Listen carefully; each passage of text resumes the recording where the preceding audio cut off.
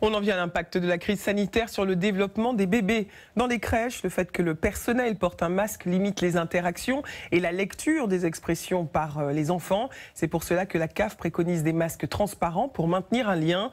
17 000 de ces protections ont été distribuées. Gabriel Oreillon, Christophe Huette et Laurie Desorguères. Merci à vous. C'était un colis très attendu. Ça, c'est des masques. Des masques transparents. Ils ont été envoyés à cette crèche, comme 17 000 autres en France, par la Caisse d'allocation familiale sur demande du ministre de la Santé. Pas mal, hein? Alexia, vous l'essayez? Objectif, favoriser les échanges avec les bébés. Et alors, Héloïse, qu'est-ce que ça te fait de voir Alexia? Les bébés sourient ou fixent la bouche étonnée. Ils sont tous nés en 2020 et n'ont encore jamais vu le visage entier de ceux qui s'occupent d'eux toute la journée. Ça va encore plus accentuer les relations, les expressions, les fous rires. On va communiquer beaucoup plus nos émotions aussi en parlant avec les enfants.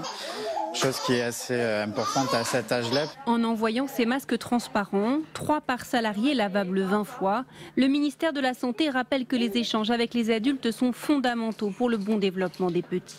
Pour les parents, ce changement est une bonne chose. Je trouve ça très bien parce que les yeux ça suffit pas, il faut un moment aussi avoir des sourires dans la vie. Je pense qu'ils sont nés avec, on avait le masque forcément. Du coup ils ont connu que ça et là ça va leur permettre peut-être de voir plus d'expression sur nos visages. Parce qu'ils reproduisent ce qu'on fait. Outre le masque porté par les adultes qui l'entourent, le bébé 2020 pourrait aussi être impacté par le stress de ses parents, lié aux conséquences sanitaires, sociales et économiques du Covid, notamment le stress de sa maman. Il y a eu beaucoup moins de contacts humains, elle a pu beaucoup moins partager son bonheur avec sa famille, ses amis.